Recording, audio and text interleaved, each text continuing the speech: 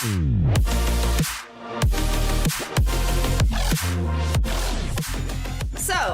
my chat, say hi to YouTube because this is going on YouTube. I am not gonna re-record this video, so I'm just gonna start talking about my game for the next 10 minutes-ish and just completely ignore chat. So if I'm ignoring chat, it's not because I hate you, it's because I'm recording this once and once only for YouTube, okay?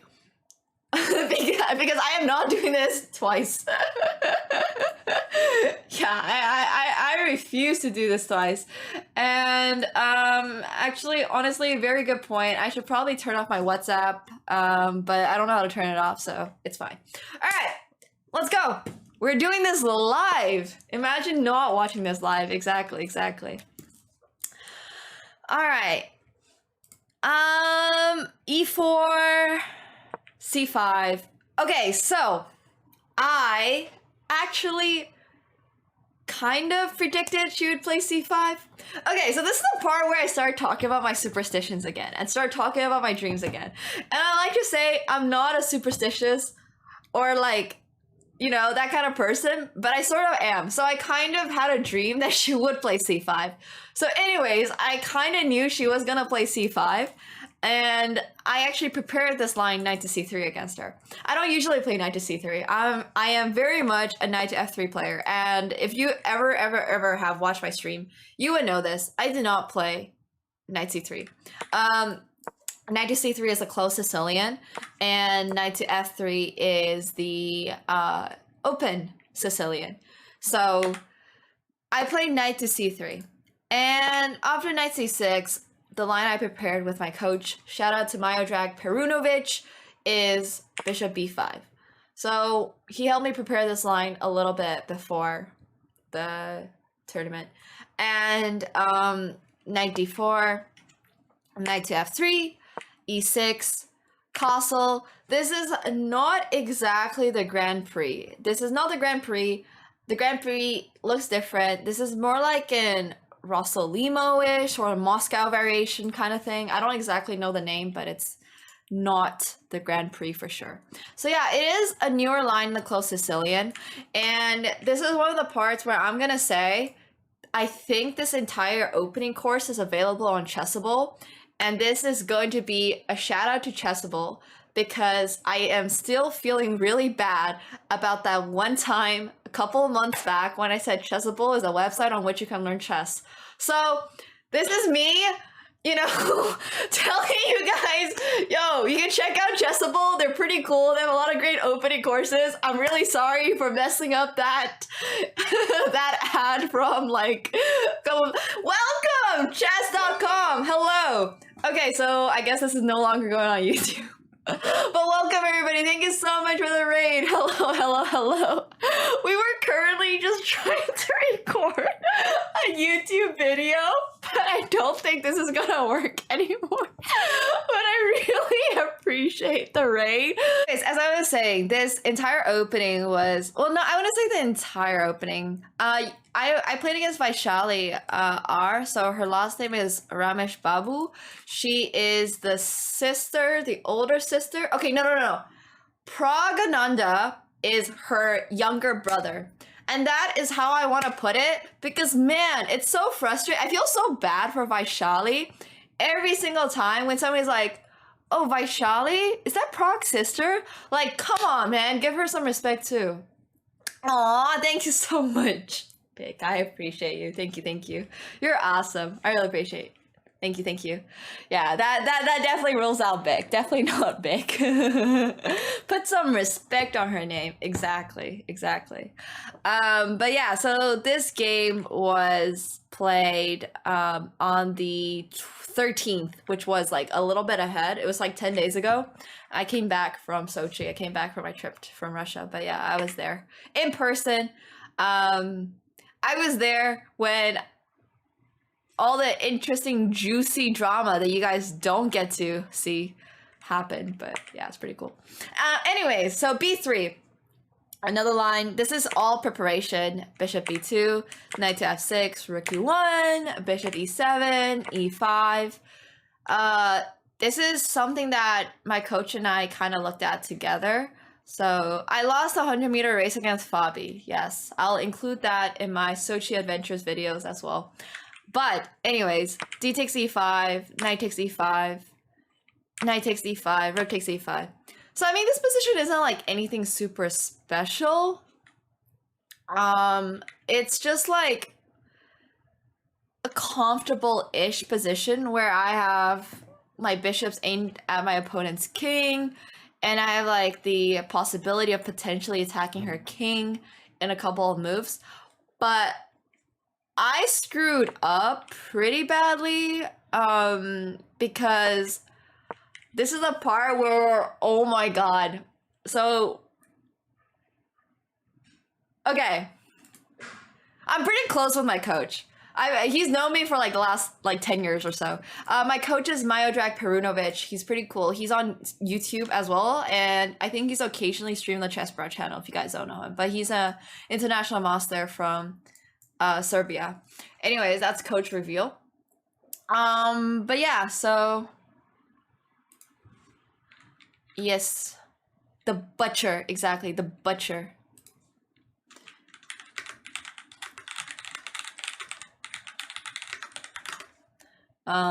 So yeah, the butcher basically. Also, yeah,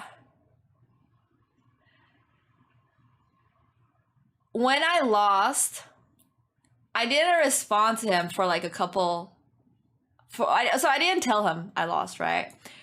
And basically, the first message he sent me was, "We said rook to a to e1, and in case she goes for castling, then do not hesitate to go with rook g5 or similar attacking ideas." And yo, what's up, Sojin? And like, guess who just played rook g5 straight away? Yeah, me. So I remembered kind of the ideas we had. Like, I remembered the ideas, but I didn't remember what move. And here I just thought for like, I think like 10 minutes or something about what to play. And my idea was like, I should maybe play knight to e4, maybe play rook to au1 or rook g5. Those were my 3 moves. This was game 2. So, Weshkro. So I played rook to e1. And basically here, I was worried about knight to d5 during the game. No, wait, I wasn't worried about knight to d5. What was I worried about? Rook to bishop d6? Bishop d6. I was worried about bishop d6. Yeah, I was worried about bishop to d6. Because this is technically like a skewer, right? So I was afraid I would lose my h2 pawn. But now I can play rook g5. Because if bishop takes h2, then I can play king to f1. And if she tries to defend with like rook to g8, I can play g3 to keep her bishop trapped. And apparently after h6, then I can just play like knight to d5. And anyways, so I mean, I can play knight d5 because this is a pin, right? So there's no pawn take. So if knight takes, then my rook can come out and it's not trapped anymore. So yeah, this is looking really good for white. But me just being me did not like look at this line. Like, he literally told me, like, I'm reading through the message history and he literally told me, yo, you should look at this a little bit more with Leela and Stockfish. And I'm like, yes, coach, I'm gonna do it. I did not do it.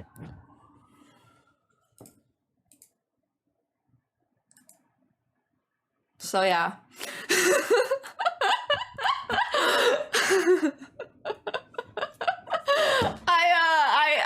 I really just didn't do it. And I was like, man, during the game, I was just like, bro, why didn't I just listen to my coach? I was like kicking myself so hard during the game. I was like, man, if I literally just listened to my coach a little bit more and actually, so the issue is, apart from this one line from and like the reason like it was so hard for me to actually do all this preparation is because she plays e5 as well. So I also spent my entire night looking at her she plays d6 and also g6 in this position, and she also plays bishop e7. So I had to look at every single Spanish line. And additionally, the only reason that I looked at this line was because her brother plays this line. She doesn't actually play this line. She doesn't play e6. She plays a6, bishop here, and I think she plays the g6. And yeah, so she doesn't actually play this line. I only managed to find out that she might play this line because her brother, Pragnanda, plays this line. So like, I'm glad that I managed to cover like all of her preparation, but also like I was kicking myself because if I just looked a little bit more, I might have been able to like have such a good position, because there's no way this position is easy to handle for black. But yeah, I mean, that's the thing, right? Like, I can never prepare enough. So anyways, I stopped kicking myself a little bit after. But yeah, this was the second game. So rook g5, it's not a horrible move, obviously. It's just very difficult to handle because now your rook's in an awkward spot. So I play h3. And then after h6, rook to g3, g5, knight to e4, knight to d5. I play queen to h5. The engine says this is still roughly equalish, which I'm gonna say yeah, but also like this position gets really complicated. So after rook g6, here I had a really good move. Here I think I had knight to d6. That is the move I was calculating during the game. And I saw knight to d6 check, and I was like, okay, all right, so if this, obviously this is fine for me, right? I can move my rook next. I'm down in exchange, but all these pawns are dropping. So, well, probably not to e3, but like d3 or somewhere where I don't lose anything. And then if bishop takes g3, then I can play either bishop takes f7 or I can play f takes g3. So, did she have 30 minutes less? Yeah, she did. She was really surprised by my opening choice. Because I was explaining earlier, I never played the close Sicilian. So she had no idea that I played the close Sicilian. You thought 96 leads to a draw. I thought so too. But do you know what happened? Do you know why I thought I couldn't play 96? I thought my opponent could play just king to f8. And I'm like, okay, well, everything is just kind of like hanging, right? But I can just take. And then after this, I was like, man, if I take f7, then they're just going to be this. Which actually isn't bad either. But I can also just play rook f7. So I just had, like, my calculation was so bad. Like, I literally saw knight d6. And after looking with the engine, I was like, man, I really could have just played knight d6 and it would have been just fine. But yeah, knight d6 would have been a really, really good move. It was probably my like last chance to just not get completely positionally crushed. Because after what I play, which is rook e1, I'm just getting positionally crushed. Like my opponent just plays long castle. I'm trying to get like rid of my opponent's knight on d5. I mean, she just plays knight f4. I play queen d1. And I play knight e2. Once again, I just really don't like this knight, so I just want to get rid of it. But after bishop d6, rook to e3, knight to d5, rook to f3, f5, knight to c3, knight to f4. Yeah, this is just looking rough. So here, instead of rook to e3, I think one of my last chances in order to keep the position sort of hanging on was bishop to f6. So like, I just had to like find all of these moves. Just find these moves, right, chat? Like, just play half decent chess. But anyways, the point is like, I could feel how rusty I was because my tactics was suffering. And like, moves like bishop f6 and knight d6, I calculated all of these moves. But after rook to e8, for example, I was thinking about like knight takes f4, and I was like, okay, but am I not just gonna like lose an exchange or something? But like I also have bishop h7, I have bishop to e4, and this way I can actually hide my rook first and then go for bishop g7. So it's all about like my tactics was just not quite there. Like my intuition was kind of correct. My intuition told me that, hey, I can probably like do this, or I should probably do that. But then when I like try to calculate it, I couldn't really see enough. And that's basically what happens when you don't play like serious chess and you only play bullet chess and you stream and then you talk to people and then your viewers can't even find legal moves and you realize that everything in your life is just going up in flames. And that's why, like, yeah, I was just really rusty at this tournament. It's chat's fault. It's always chat's fault.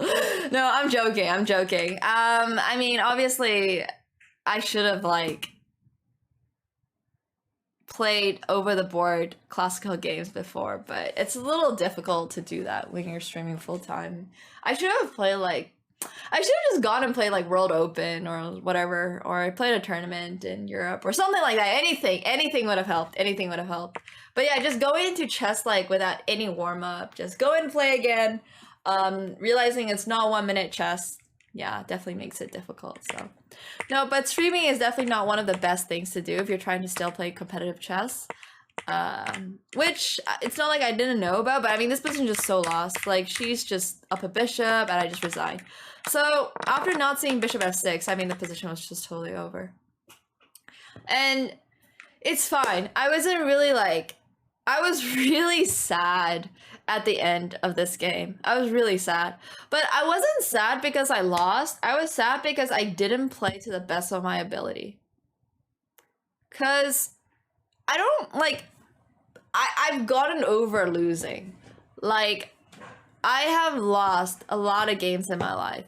And I have been super try hard at times. And I've also been like super like just not try hard at different times. But yeah, felt so bad after the first game. The first game was pretty difficult, honestly. I definitely agree.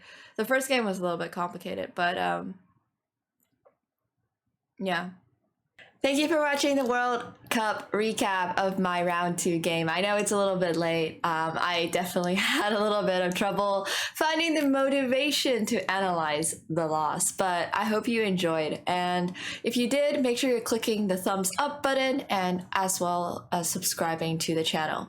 Also, I have attached a short video that kind of captured my sort of mood from after the game, which I recorded back when I was in Sochi, the day after the game. So if you want to watch that, keep watching the rest of the video, but I appreciate you. Thank you. I would say this second loss was one of the most painful things that I have felt this year, and you can be like, it's just a chess game, you know, it's just a loss, but at the end of the day, when I come to the World Cup, when I play such a big event, because this is quite literally the most prestigious tournament, really. When I come to the World Cup, even though I say it's like, you know, it's treating it as kind of a vacation, it's for content and all that, it's a lot of copium. It's a lot of copium. It's a lot of me just trying to, you know, brace myself for the fact that I'm not the chess player that I used to be, and you know, it's the path that I've taken and it's the path that I've chosen. So whilst I'm not really like super kind of upset or like, you know, about it, I guess at the end of the day, I am still kind of just disappointed with myself in terms of like my performance, just not really being able to play a good game of chess feels really awful. Not being able to have a fighting chance, not being able to, you know, put pressure on my opponent, all those things really that, you know, make chess what it is, make it feel like it's a fair fight. And obviously, I mean, like, I decided to take a slightly different path from my opponent. She plays chess pretty much 24/7. Vaishali R. So she's really good, but yeah, it's still a very painful kind of loss. because it's always just me asking myself like, what if I just did a little bit more preparation on the opening? Um, Obviously, I don't have as much time as a lot of people who are in this event, but you know, it is what it is. But it doesn't make it any easier. It never really gets easier. These losses, I mean, all I can really do is learn from my mistakes and kind of, try my best for the next one. So yeah, that game was, I don't know how to put it. Definitely not one of my prouder games. Let's just say that. But I mean, I'm happy to be playing chess again. But at the same time, feels extremely painful that my first tournament back is my first turn back to an over the board game is, the World Cup. And in the World Cup, it doesn't matter what I tell myself, doesn't matter what I tell YouTube, doesn't matter what I tell Twitch, Twitter, Instagram, whatever. When I'm here, I'm a chess player, and winning is really just everything to me. And it's a mindset that I don't really expect to change. But yeah, so I just hope everybody kind of understands.